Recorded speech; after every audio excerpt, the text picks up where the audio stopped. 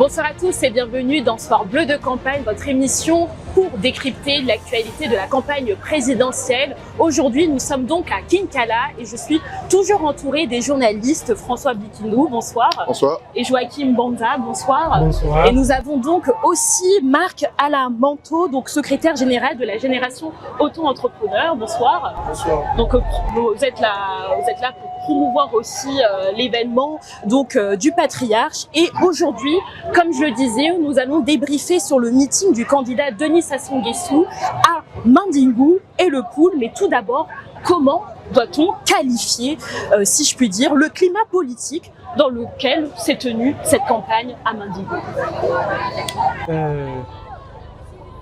Merci beaucoup.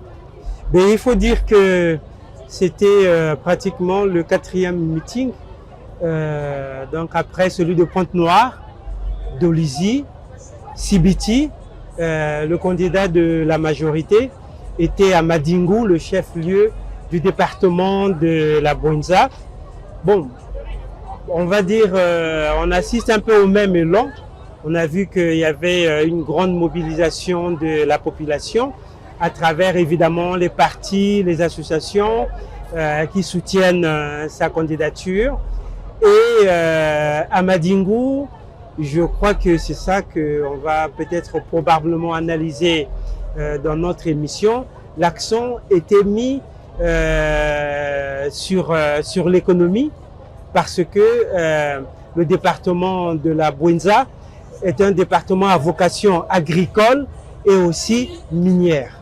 Et quelle était, pour mieux structurer la tonalité des engagements tenus lors de ce discours du candidat Denis Sassou Nguesso? Justement, les maîtres mots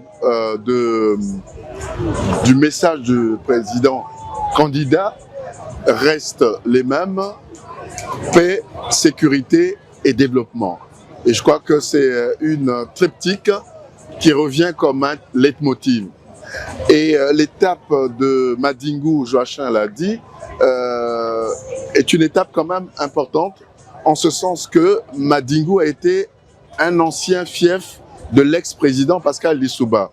Le fait qu'on ait remarqué une forte mobilisation montre quand même, prouve, s'il en était besoin, la capacité du président Denis Sassou Nguesso ou du président sortant de donner un sens à l'unité nationale, à la paix et à la réconciliation. Et d'ailleurs, comment s'inscrit donc ce meeting dans la stratégie de mobilisation, monsieur le secrétaire général, du camp présidentiel dans le sud, donc même du pays? Donc, moi, je pense que la mobilisation qui s'est rendue effective à Mandingou est le fruit d'une action politique menée par le chef de l'État. Comme disait François Bikindou tout à l'heure, le département de la Bouinza a été pendant longtemps considéré comme le fief, un des fiefs du président Pascal Lissouba. Mais le président Denis Sassou Nguesso, dans son action politique, a toujours promu l'unité nationale. Donc c'est à ce titre que dans le cas de l'unité nationale, il a permis à ce que les populations de Mandingou se sentent concernées par l'action politique qu'il mène. Parce que nous allons revenir sur les questions économiques tout à l'heure, parce que dans sa vision ou dans les perspectives qu'il propose pour le département, les populations elles-mêmes se sentent concernées. Mais moi, je vais porter un regard sur une réalité du terrain. À Mandingou, nous avons mobilisé les comités de soutien en tant que génération auto-entrepreneur, donc à l'initiative de la dynamique Le Patriarche. Et en mobilisant les comités de soutien, nous sommes allés vers eux avec un message simple. C'est ce que nous faisons habituellement. Nous avons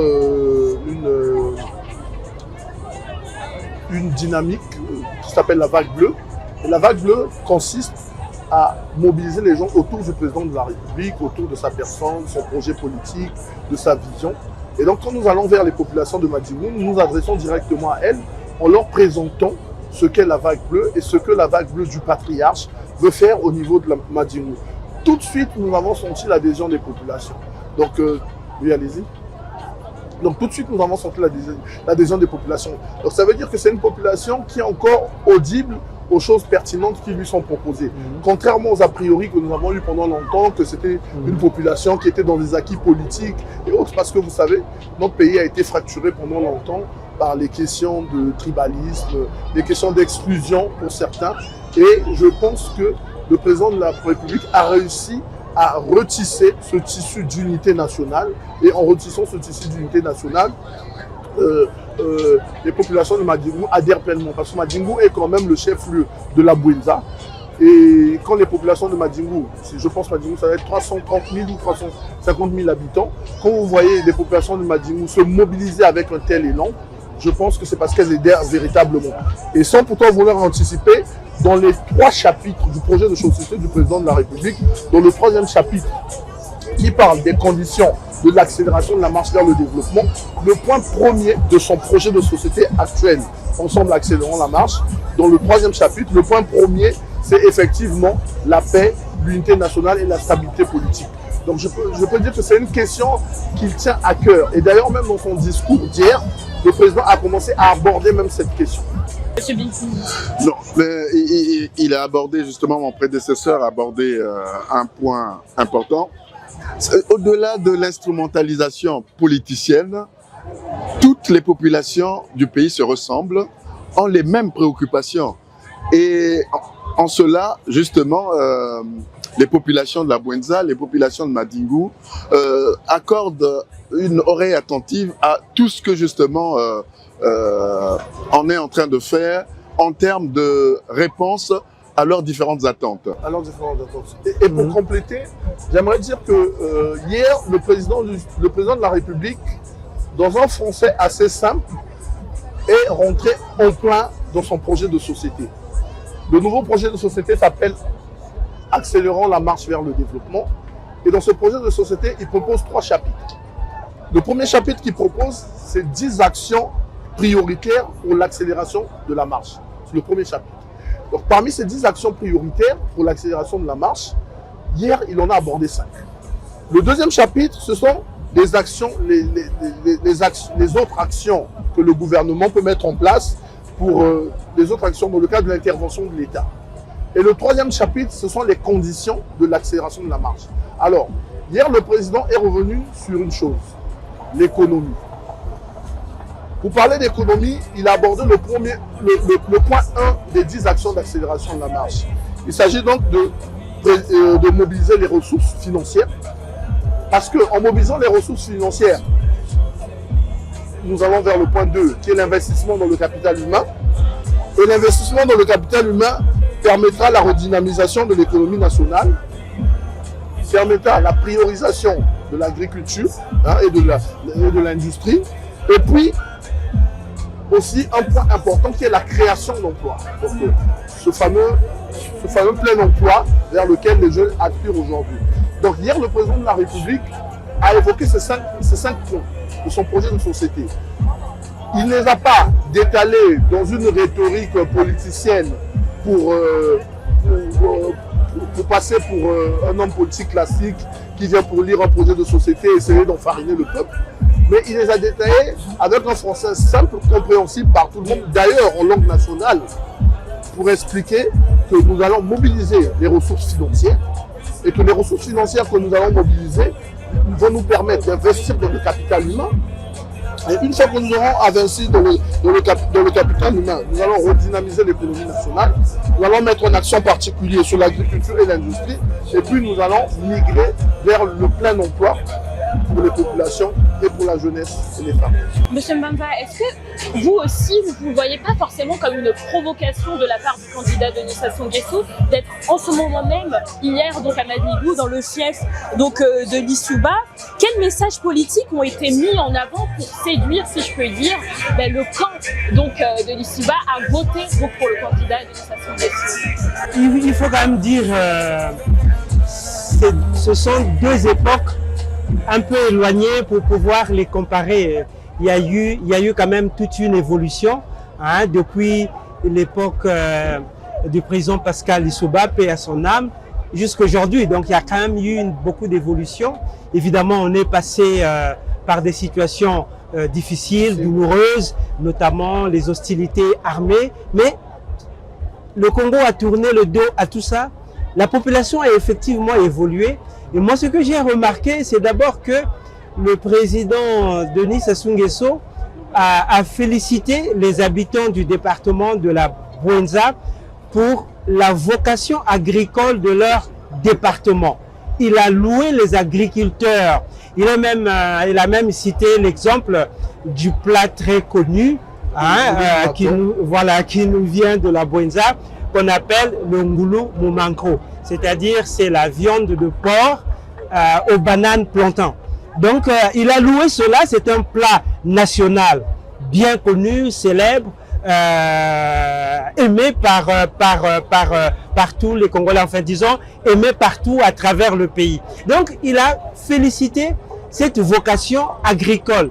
Il a aussi relevé la vocation minière du département de la Bwenza, parce que là-bas, les sociétés, il y a des sociétés qui sont en pleine exploitation de matières premières comme le cuivre, les polymétaux, ainsi de suite. Et cela, évidemment, donne des opportunités d'emploi dans un département comme ça là. Donc, il a promis renforcer ces deux secteurs, le secteur agricole, le secteur minier. Et Marc Alain vient de nous rappeler les points principaux de son nouveau projet de société et où il s'est développé. Mais ce que je voulais, moi en tant qu'observateur, simplement relever, c'est que le candidat de la majorité me donne l'impression de ne pas tellement s'engager. Il parle de son gouvernement. Je pense que dans le contexte électoral, le gouvernement aujourd'hui n'a pas sa place. L'élection présidentielle, c'est un contrat entre un homme et un peuple. C'est lui avec son projet de société qui est en train de négocier un contrat avec son peuple. Et donc, ce serait plus intéressant pour lui de s'engager, de dire ce qu'il veut faire pour ses compatriotes. Parce que le gouvernement ne sera qu'un moyen, mais c'est lui, c'est sa vision telle que traduite dans son projet de société. Et vous pensez qu'il va pouvoir, avant de passer la parole, vous pensez qu'il va pouvoir réagir aux attentes du peuple ici même hier donc à Mandingou, alors que c'est quand même un siècle historiquement marqué par l'opposition. Vous pensez qu'il va réussir donc à pouvoir en parler? Comment a perçu la population d'ailleurs? Je pense qu'il a la capacité justement d'être proche de ce peuple-là. Je crois que le président a déjà donné des gages de rapprochement vis-à-vis de ce peuple. Il n'est pas dans la provocation. Non, il n'est pas dans la provocation. La preuve, le numéro 1 du parti de l'ex-président Pascal Lissouba, donc Tsati Mabiala, est le chef de l'opposition. Et aujourd'hui, le président, enfin le candidat Denis Sassou Nguesso a réussi à créer justement, a réussi à l'intégrer dans le dispositif politique de ce pays. Donc je pense que le président sortant a la capacité donc de prendre à bras le corps les différentes préoccupations de ces populations. Mais je reviens sur ce que j'avais dit, c'est qu'il a une vision. Maintenant, il faut qu'il trouve des hommes qui l'aident à réaliser cette vision-là. Et la question vraiment vaut son pesant d'or. Monsieur le secrétaire. Il anticipait ce que je voulais dire en rebondissant sur ce que a dit Joseph Mandin. Je pense que le président s'est engagé. Il s'est engagé, mais c'est la forme peut-être qui a été incompréhensible. Je vais commencer par dire une chose. Si vous lisez le projet de société du président de la République, il le signe à la fin. C'est ce projet de société qui sera déroulé en programme de gouvernement. Et c'est pourquoi vous verrez même que ce projet de société est appelé carnet de route. Une fois élu, ce projet de société sera déroulé en programme de gouvernement. Alors, le président de la République le signe pourquoi? Il le signe parce qu'il s'engage dans ce qui est écrit à l'intérieur. Il s'engage dans ce qui est écrit à l'intérieur, dans ce qui est dit à l'intérieur. Alors, quand il vient pour présenter des problématiques ou des thématiques qui sont conformes à ce qui est écrit dans le projet de société, il ne fait que dérouler ce qu'il a déjà dit dans le projet de société. Mais il le fait avec des mots faciles. Alors, pour revenir sur le fait qu'il parle du gouvernement et autres, j'aimerais tenter d'expliciter quelque chose qui crée beaucoup de confusion et beaucoup d'amalgame. Le président de la République est un visionnaire. Il fixe les grandes lignes de sa vision. Il fixe les grandes lignes de l'ambition qu'il porte. Mais ce sont ses collaborateurs qui doivent s'approprier cette vision et la décliner. Et ces collaborateurs en priorité sont le gouvernement de la République. Pour revenir sur ce que François Bikinou disait, qu'il faut qu'il trouve des gens dignes, effectivement. Moi, je dirais même que c'est nous qui ne sommes pas dignes de la vision portée par le chef de l'État. Pourquoi? Le président a autour de lui des gens de toutes catégories générationnelles. Il y a des jeunes, il y a des moins jeunes, il y a des plus jeunes, il y a des aînés. Alors, dans sa position de patriarche, avec l'expérience qui est la sienne, avec la hauteur qui est la sienne, sur son analyse, sur son expérience de dossier, sur sa vision, sur son envie de porter le pays vers le développement, il fixe un canevas. Ce canevas est explicité dans les 110 pages de son projet de société. On ne peut pas tout dire en 110 pages, ce qui est sûr, mais il fixe les grandes lignes. Alors, qu'est-ce qui se passe? Nous devons, avec nos intelligences, avec notre énergie, avec notre créativité, avec notre volonté, s'approprier de ce que le président de la République dit pour décliner en politique efficace et de proximité avec le peuple. Ce n'est pas au président de la République de venir réfléchir sur les déclinaisons des grandes lignes qu'il a fixées. Mais c'est quand même, il revient au président de la République. Il reviendra au candidat Denis Sassou Nguesso après avoir décliné cette vision. Non, lui, il ne décline pas. Lui, il fixe la vision. Après, les collaborateurs la déclinent. Mais on va pas rentrer... C'est un problème. Voilà, c'est un jeu de mots. Hein. Non, après avoir justement fixé le cap, c'est à lui de choisir rigoureusement ses cadres qui doivent l'accompagner. Effectivement. Voilà. Non, mais c'est-à-dire que je suis parfaitement d'accord avec Marc-Alain. On n'est pas en contradiction. Oui. Mais ce que je voulais dire, hein, pendant ce temps-ci, c'est-à-dire que ce temps-ci, il y a deux acteurs, il n'y a que deux acteurs. Oui. Le candidat et l'électeur. Et le peuple. Et l'électeur. Oui. Hein, le peuple à travers l'électeur. Oui. Donc, le candidat vient solliciter la confiance de l'électeur parce que nous sommes une république qui reconnaît que la souveraineté appartient au peuple. Effectivement. Et donc, en tant que candidat, Denis Sassou Nguesso vient solliciter la confiance de son peuple. Oui. Donc, en ce moment, si nous parlons, nous sommes en campagne électorale, c'est lui et son peuple. Il n'y a pas de gouvernement, il n'y a pas d'intermédiaire, il n'y a personne. C'est lui, en tant que Denis Sassou Nguesso, qui s'est porté candidat, proclamé par la Cour constitutionnelle, c'est lui et son peuple. Donc, c'est lui qui va dire...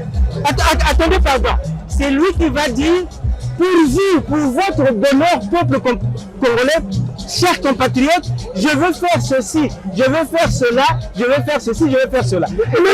Mais non, la déclinaison, l'organisation de l'État, nous sommes tout à fait d'accord que une fois élu, il va mettre en place un gouvernement, c'est l'organisation de l'État. Maintenant, là où les Congolais l'attendent justement, il y a eu des mandats passés. C'est lui qui choisit ses collaborateurs. Donc, s'il trouve qu'il y a un collaborateur qui ne porte pas assez sa vision, c'est à lui de décider parce que c'est à lui à qui le peuple a confié le pouvoir. J'ajoute une chose. Monsieur Bikinou, ensuite Monsieur le secrétaire général et ensuite on va conclure parce qu'on arrive à la finance. Je vais assumer quelque chose que je veux dire. Oui. Je pense que, sauf si on est aveugle, nous allons remarquer que le management du président de la République est très évolutif. Dans le choix des cadres, et même dans le profit des cadres. Nous ne sommes pas sans ignorer qu'aujourd'hui, beaucoup des cadres qui sont nommés ne sont pas de la génération du président de la République. Mais ils ont certainement fait leur preuve ailleurs, et ayant fait leur preuve ailleurs, ils ont été identifiés et ils ont été promus. Je peux donner quelques exemples. Il y a beaucoup de jeunes aujourd'hui qui sont passés DG et qui font du bon travail. On a vu le DG de la RPCE. Moi, j'ai reçu le DG de la RPCE pendant les 30 jours pour convaincre. Mais le DG de la RPCE a la maîtrise des dossiers. Il est jeune, il a la maîtrise des dossiers. Mais il n'est pas de la génération du président de la République. Il fait partie de ces cadres que le président essaie de promouvoir. Je peux en citer d'autres, dans d'autres départements. Mon ami Rudy Pierre, par exemple, qui est le DG des PME, on peut citer le DG de la CPCE. Donc, il y a un vrai renouvellement des cadres. Mais le renouvellement des cadres n'est pas un effet de tendance. c'est pas un effet de mode. C'est parce que dans la jeunesse, il y a la créativité. Dans la jeunesse, il y a le dynamisme, il y a le dynamisme, il y a un ensemble de choses. Et la compétence surtout aussi. Et le président de la République, du haut de son expérience, identifie les cadres et essaie de les promouvoir. Alors, évidemment, il faut qu'il y ait un parfait dosage. La jeunesse a son dynamisme, sa vitalité, son ingéniosité, sa créativité, mais les vieux également, pour les appeler ainsi, ont une certaine expérience dont il faudrait tenir compte. Mais je rebondis sur ce que Joachim Banza a dit. Je pense que le président de la République, enfin le candidat président, est en train de traverser un moment particulier de sa carrière politique. Il est quand même resté 40 ans au pouvoir. Il a fait des choses. Et justement, on peut plaisanter en disant que l'adversaire le plus redoutable du président de la République, donc du candidat président, mais c'est son passé, c'est son parcours. Les gens le jugent, pardon, les gens le jugent et le jugeront toujours à partir de ce parcours-là. Et c'est pour cela qu'il doit justement jeter les bases solides pour repartir justement. Permettez-moi de On arrive bientôt à la fin de l'émission. Dernier mot avant de conclure justement. Je vais revenir sur quelque chose avant de faire mon dernier mot. Voilà. Vous savez, 2 minutes. le président de la République a réussi une chose, c'est la méthode. Oui, voilà. Nous sommes sur le projet de société accélérant la marche vers le développement. Mais avant le projet de société accélérant la marche vers le développement, il a sorti un livre bilan en toute transparence. Et vous allez remarquer que même dans le livre bilan, le président a mis de la méthode. La méthode, c'est quoi? C'est expliquer où nous sommes et où il veut nous emmener. Et de là où nous sommes à là où il veut nous amener, il y a un chemin à parcourir. Et ce chemin à parcourir nécessite des prérequis. Ce chemin à parcourir nécessite des actions à mener, des contours à emprunter pour arriver. Alors, quand vous dites que oui, le président en face de lui, son bilan et autres, je vous dirais, le bilan du président n'est pas dérisoire. Je vais vous dire une chose. Nous avons une vision de développement économique. Quels sont les jalons du développement économique? Quelles sont les bases du développement économique? Les bases du développement économique au Congo, par exemple, nous allons dire que le président a fait le choix de la route. Par exemple, il a décidé d'investir dans la route. Il a décidé d'investir dans le renforcement de l'institution, la lutte contre la corruption et tout ce que vous savez. Il a décidé d'investir dans la diversification de l'économie, l'agro-industrie et autres. Donc ça veut dire qu'il a une vision, mais cette vision, pour la dérouler, il le fait de manière méthodique avec un ensemble d'actions. C'est pourquoi je vous ai dit tout à l'heure, si vous relisez le livre en toute transparence, qui est son livre bilan, vous allez remarquer qu'il est resté dans le projet de société fidèle à la logique de son livre. Et je vous ai dit tout à l'heure que le nouveau projet de société a 3 chapitres. Le premier chapitre, c'est le premier chapitre du projet de société, l'accélération de la marche, ce sont les 10 actions qu'il estime prioritaires pour que nous puissions accélérer la marche. Et c'est pourquoi j'ai cité tout à l'heure les 5. Alors, je vais chuter là. Le deuxième chapitre, c'est l'ensemble d'actions que l'État peut mener. Et puis le troisième, ce sont les conditions. Alors, c'est logique. C'est logique. Mon dernier mot de la fin, je dirais, nous aurons l'occasion de plancher sur le projet de société du président de la République. Mais je vous dirais déjà qu'il faut saluer la méthode de l'homme. La méthode de l'homme, parce que, sans vous cacher, on ne vient pas pour enfariner le peuple. J'ai vu plusieurs candidats, sans porter une critique, hein. Je vois des candidats qui promettent ciel et terre, mais qui ne sont pas capables de justifier comment ils vont financer leur projet. Ils ne sont pas capables, je vais terminer madame, ils ne sont pas capables de justifier, lorsqu'ils trouveront les ressources financières pour financer leur projet, combien même ces projets coûtent, parce qu'ils n'ont pas de méthode. Ils n'ont pas de méthode. L'opposition en face, il n'y a rien. Il n'y a pas quelqu'un qui peut vous chiffrer ce projet de société. Il n'y a pas quelqu'un qui peut vous chiffrer ces programmes. Les politiques publiques qui vont être mises en place. Mais on ne vient pas pour raconter des histoires au peuple et faire rêver le peuple. Il faut que ce soit effectif. Quand je vous dis que le président a dit qu'en premier lieu, il faut mobiliser davantage de ressources financières. Ensuite, investir dans le capital humain. C'est parce que ça obéit à une logique. Merci Merci, monsieur Monsieur Banza, dernier mot de la fin. Là, en plus, on est au meeting. Donc, je dirais tout simplement que ce que j'apprécie du côté du candidat de la majorité, c'est effectivement cette évolution de la méthode. Sa capacité à être concret avec son peuple. Vous allez voir que ce soit à Pointe-Noire, à Dolisie, à Sibiti, et je suis sûr qu'à Kinkala aussi, il met l'accent sur le fait qu'il veut voir ses compatriotes se mobiliser le 15 mars pour aller voter. Mais parce que c'est ça, parce que en tant que cadre intellectuel, on peut épiloguer sur les bilans, c'est pas ça. Ce qui compte, c'est l'attitude de l'électeur congolais, justement, à aller mettre le bulletin dans l'urne. Et je crois que c'est ça qui est le capital. Et il est en train de mettre l'accent sur ça. Et pour séduire, il lui faut être concret. L'insistance du candidat de la majorité sur il revient souvent sur la mobilisation pour éviter l'abstention. Mais ça montre aussi un désintérêt des populations par rapport à la politique, par rapport aux politiques. Et donc c'est aux politiques de pouvoir reconquérir le cœur justement des populations, mais en ayant la capacité de traduire concrètement la vision, de traduire concrètement la vision du politique.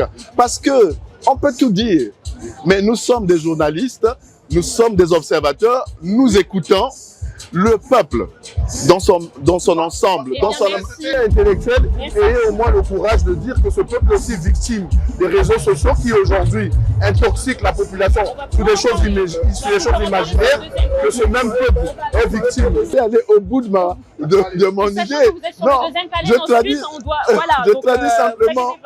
traduis simplement ce que le peuple dit, le peuple pense. Le président a une bonne vision par rapport aux attentes de ce peuple.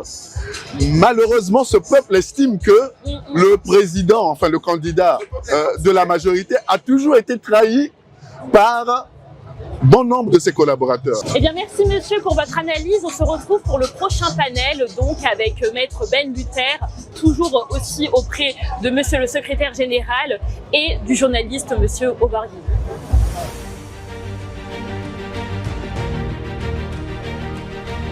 Vous êtes toujours sur Soir Bleu de Campagne, votre émission, et aujourd'hui, toujours à Kinkala, nous sommes dans le second panel avec donc Patrice Emery Obargui qui nous a rejoint. Bonsoir. Bonsoir. Vous êtes journaliste et nous avons également maître Ben Luther, avocat au barreau de Paris. Bonsoir. Bonsoir madame. Et nous sommes toujours avec Marc-Alain Manteau, secrétaire général donc de la GAE. Bonsoir. Bonsoir. Rebonsoir. Comme vous le voyez, nous sommes donc bien à Kinkala et la question sécuritaire revient donc naturellement. Selon vous, quel regard le pouvoir porte-t-il aujourd'hui sur les plaies laissées du passé, surtout dans cette région, en particulier le Poul? Alors, écoutez madame, le président Denis Sassou Nguesso a toujours été, on va dire, le pourvoyeur de la paix en République du Congo. Depuis qu'il est au pouvoir, et on le voit à travers tous ses discours, il a toujours mis la paix, la sécurité au cœur de son action politique. Et aujourd'hui, nous sommes dans le département du Poul. Je pense que votre question fait allusion au contexte particulier de ce département, puisqu'il y a l'existence, notamment, il y avait l'existence des ninjas, etc. Bon, le président de la République a, dans cet élan de vouloir pacifier, unifier le pays, avait décidé de conclure un certain nombre d'accords entre le gouvernement et le révérend pasteur Tchoumi. Les derniers en date, c'est en 2017 me semble-t-il. Donc depuis cette date, il n'y avait plus eu d'événements dans le Poul. Mais que récemment, depuis qu'on avait lancé l'opération Zéro Corona, il y a eu quelques dérapages, on va dire ça, mais qui ont été très rapidement estampillés, très rapidement réglés par les forces de l'ordre. Et aujourd'hui, nous sommes à Kinkala, dans le département du Poul, donc dans le fief, on va dire, du révérend pasteur Tchoumi. Et vous le voyez très bien que tout le monde est en sécurité, tout le monde se sent en paix, les gens se promènent librement. Peut-on réellement parler de climat de confiance et surtout de pacification, de sécurisation lorsqu'on voit justement un dispositif quand même de sécurité très élevé? On a vu donc des gens armés. Est-ce que réellement pour ce meeting-là, les personnes et surtout les militants seront donc en sécurité? Quel climat vous ressentez aujourd'hui? Alors vous savez que le Poul est l'un des départements du pays, du Congo. Le Congo aujourd'hui compte 15 départements. Et le Poul est réputé comme le département où règne beaucoup plus l'insécurité, notamment au sortir de la guerre de 1997 jusqu'à aujourd'hui. Le Poul n'a pas connu vraiment de moment de paix à cause des affres, hein, le conflit entre les milices ninja et la force de l'ordre. Aujourd'hui, le Poul, quand on parle du Poul, on a l'idée de la question de l'insécurité, la question de la violence, question de guerre.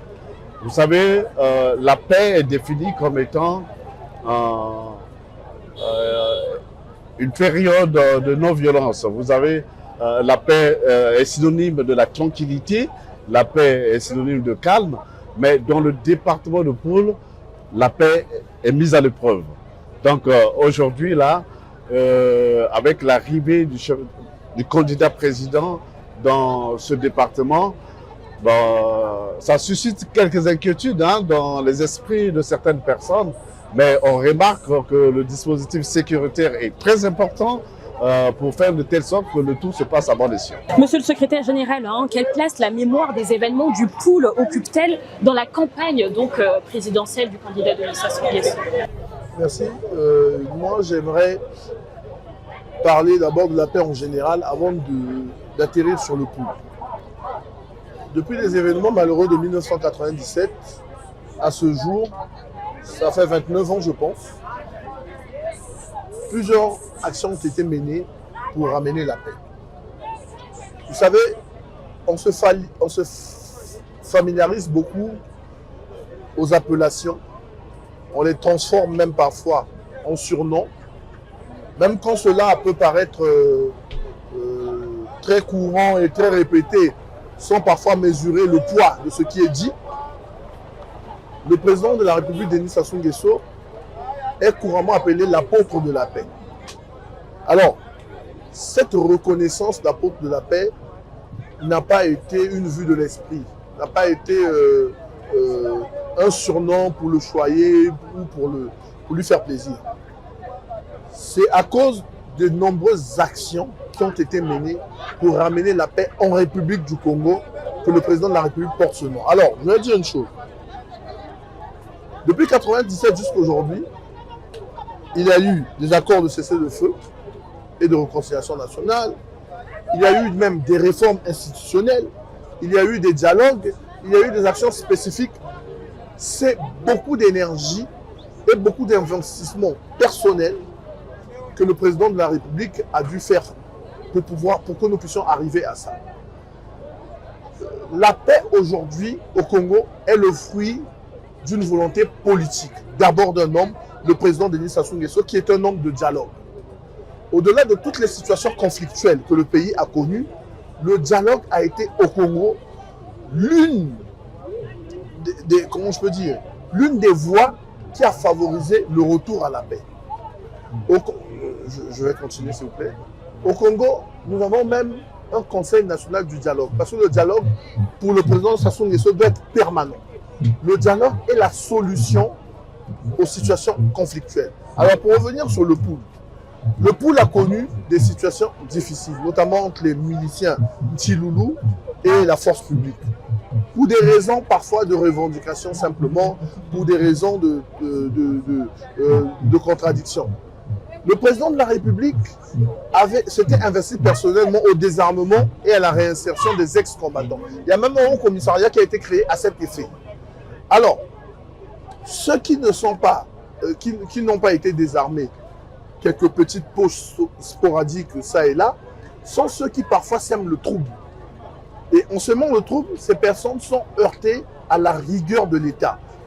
D'où j'aimerais revenir sur ce dont Maître Ben a parlé tout à l'heure, les événements récemment qui ont eu lieu dans le pool entre la force publique, notamment l'opération de lutte contre les Koulouna menée par la DGSP et les Nsilou Ninja dans le pool, était un couac dû effectivement à ces petites poches d'ex-miliciens qui ne se sont pas désarmés. Mais en vrai, la paix, elle se constate, elle se vit, elle se pratique au quotidien. Je vais chuter pour dire que si nous parlons de paix dans le pool, nous avons dit qu'effectivement qu'il y a un fort dispositif sécuritaire et autres. Oui, le fort dispositif sécuritaire se justifie parce que les forces publiques dans le département, pour les derniers événements, n'ont pas peut-être toutes été démobilisées, mais elles sont là pour la dissuasion et pour assurer l'ordre public, simplement. Alors, la paix se constate pourquoi? Nous avons aujourd'hui la route Brazzaville-Pointe-Noire. La route Brazzaville-Pointe-Noire, je pense que nous l'avons parcourue ensemble. La route Brazzaville-Pointe-Noire traverse le Poul. Et c'est une route qui est opérationnelle chaque jour, 24 heures sur 24, 360 jours sur 365 jours sur 365 jours, toutes les années. Donc ça veut dire que si cette route est praticable en illimité, c'est parce qu'il y a la paix dans le Poul. Donc ça c'est une preuve factuelle, vérifiable, mesurable. En tant qu'avocat donc au barreau de Paris, Maître Ben Luther, est-ce que ces accords même de cessez-le-feu ont porté leurs fruits depuis justement ces précédents incidents, cette précédente plaie donc du passé? Qu'en est-il aujourd'hui?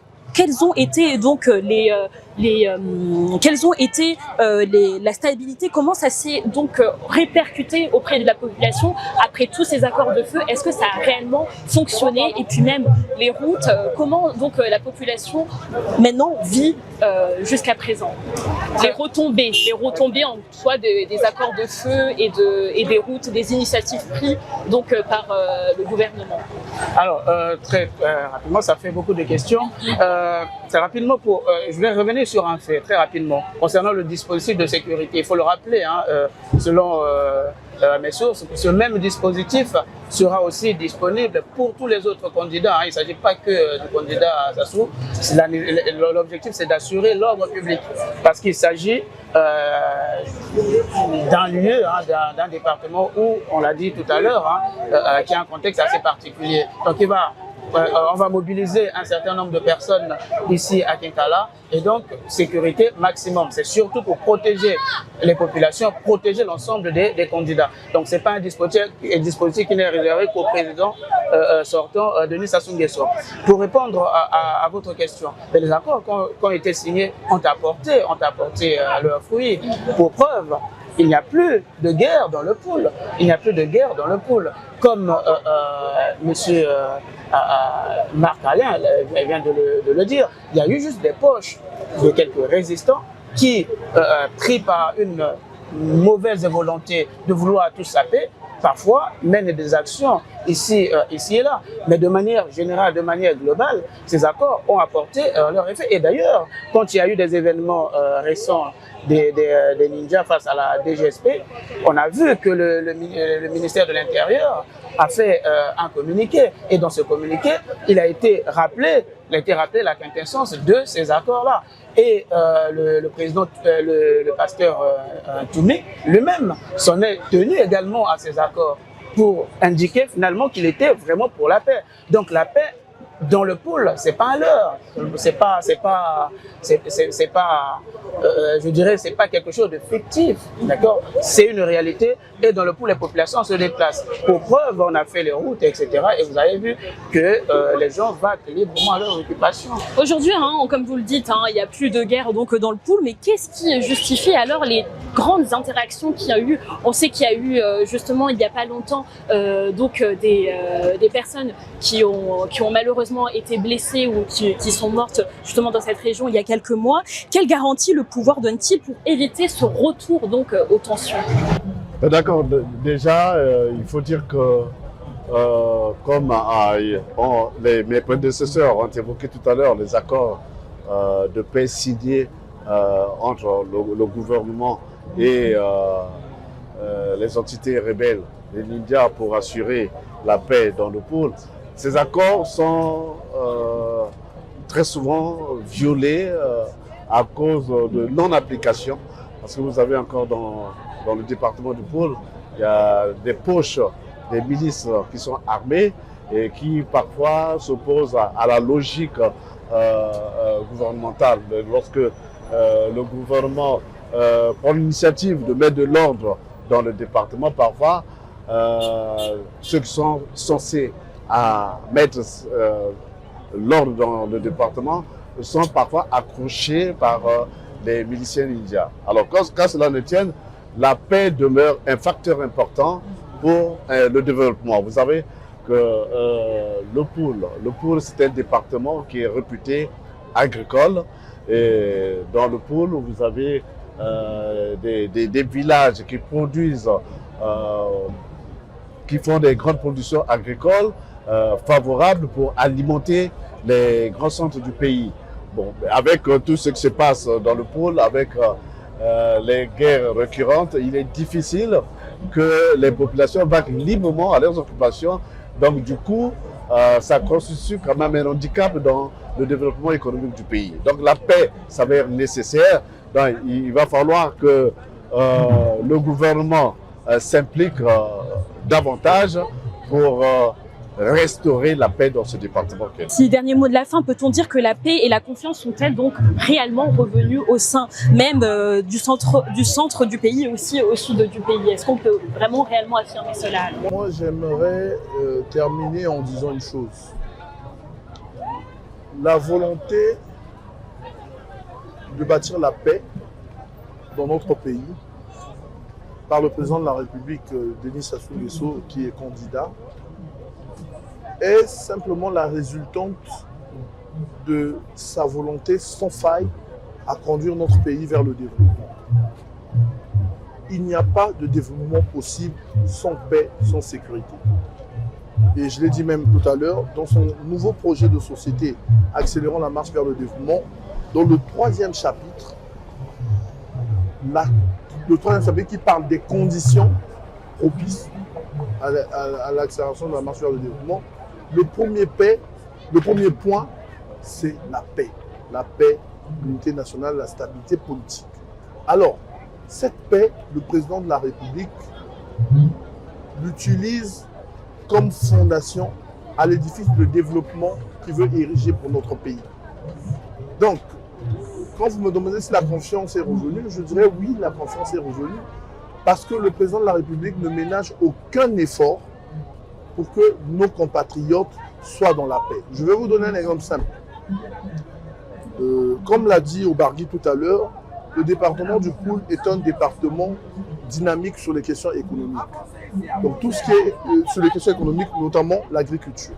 L'agriculture étant l'un des piliers aujourd'hui du projet et de la vision du président de la République.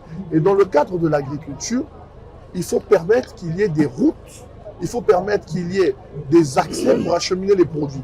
Et le Pôle aujourd'hui souffre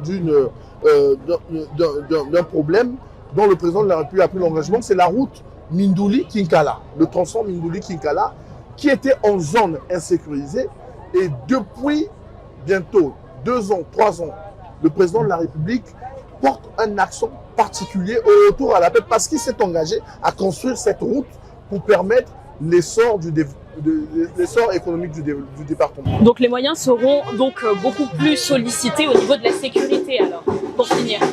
Oui, effectivement, les moyens seront beaucoup plus sollicités au niveau de la sécurité parce qu'il faut rappeler que le département du Pôle reste quand même le Congo. D'accord, reste le Congo. Ce n'est pas une zone de non-droit. Ce n'est pas une zone de non-droit. Et donc l'objectif du président de la République, c'est quoi? C'est de faire en sorte que le département du Pôle connaisse la même paix que tous les autres départements. Comme il a été rappelé ici, la paix, c'est un facteur de développement. Et pour faire venir les investisseurs, il faut qu'il y ait une stabilité. Personne ne viendra investir dans un pays où il y a l'instabilité. Voyez? Donc, la paix, encore la paix, c'est le credo phare du président de la République et finalement de tout Congolais.